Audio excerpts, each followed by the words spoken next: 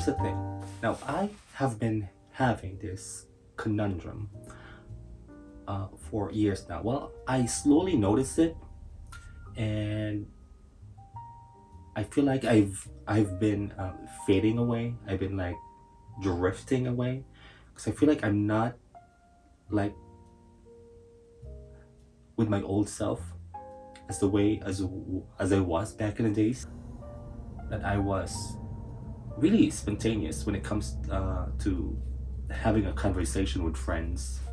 I can carry a spontaneous conversation. I can find the right words and the right terminology right away. But over the years, and I've noticed this, that I'm kind of like I have to pause for a few seconds to find the right words. I have to stop abruptly in the middle of the conversation just to find the right terminology. But it's been happening, and I know I haven't been reading books for a long time. Okay, the last time that I've read books, or a book actually, the last time that I've read a book, and it's a fictional book, was back in 2008, and I remember getting hooked to it. Like, I was addicted to it, and I have to finish it in 2 days, and I didn't get enough sleep. My eyes were red. I remember my coworkers, and I was in the Middle East during that time, my coworkers told me that I looked like I was on drugs. And it's actually because I was so impatient to finish the book. And so I promised during that time that I will not read this type of books anymore, because it felt like it was taking so much time, so much precious time from me. Okay, but I think okay, the key to reading these books is just like to take your time. I think that's how it should have been done, or that's how I should have done it. And I know I used to read books in the early 2000s. Actually, when I was in college, I used to go to the library and just read books casually. It's not every day. During that time, internet cafes was already available in the Philippines. Like, it's everywhere. But the information is not that vast enough. Like Google, look, you can't find all the answers by Googling during that time.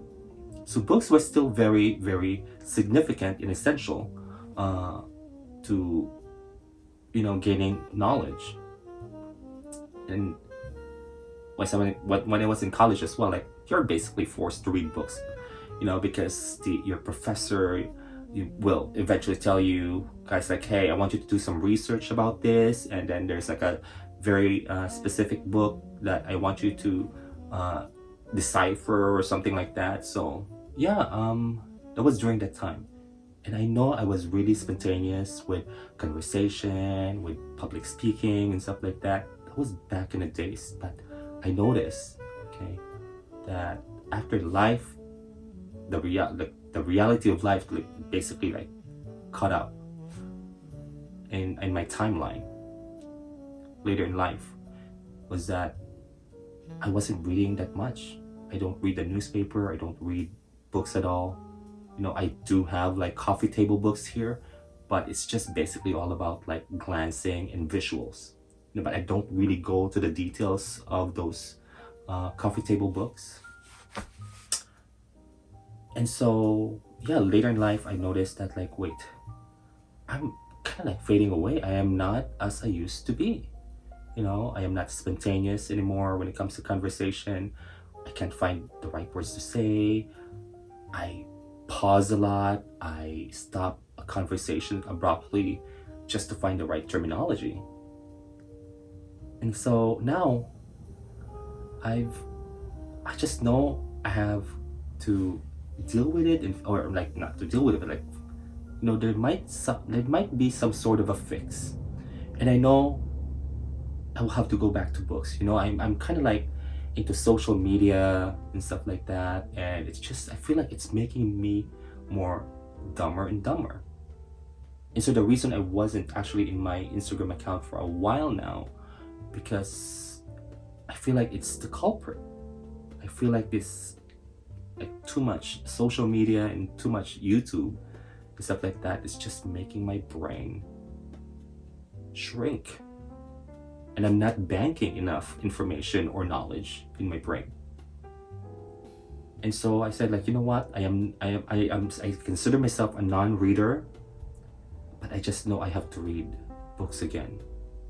But I want books that's kind of like in my interest, because that's this type of books that I'm gonna show you actually were like my interest when I was in college. It's like more of those philosophical type of books, like, you know, like logic and critical thinking, kind of like in the border of psychology thing. But I know that like philosophy and psychology is not really the same, you know, but they're kind of like in that spectrum, something like that. And so but I need a book that's just easy to read, especially for a non-reader like me, you know, especially if I'm just getting started to reading books again. So, like, you know, my favorite is actually thrift books. I go to thrift books and like find like some secondhand or like pre-owned books, and you know, like, I just like how the pricing there, I prefer that it's not that expensive really.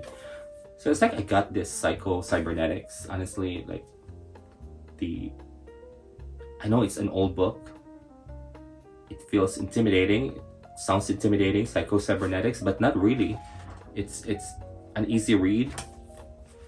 And then I have like the Solitude, I believe that was like published in the 1980s or something like that. And then there's like Being Logical here. It's a small book, so I know it will be easier for me to deal with it as well.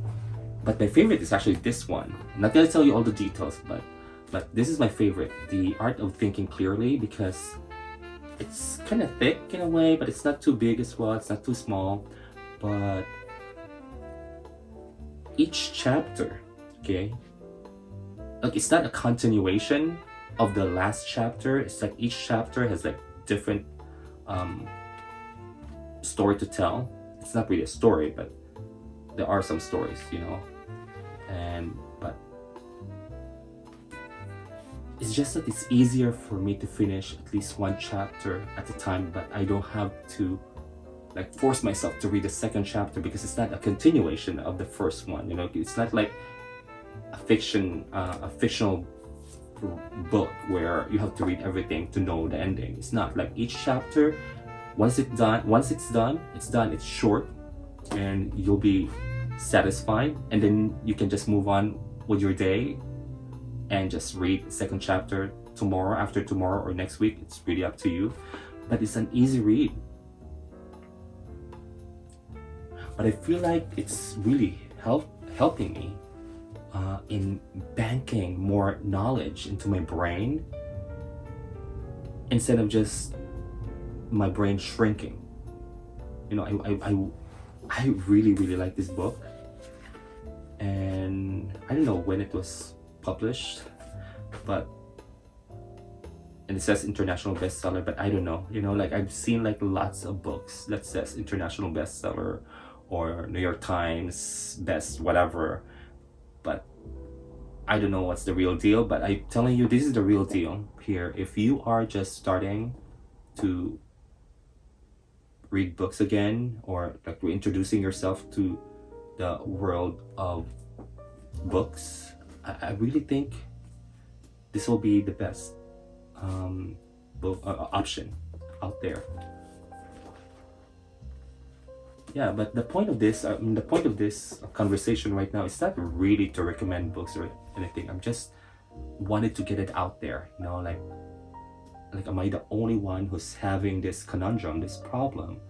You know, I am very much aware that I'm kind of like losing myself, you know, or fading away at this age. Like, what's going on? Like, yeah, maybe 40, being in their early 40s is still young, but I'm just scared that I feel like illiterate, you know. I feel like I'm illiterate.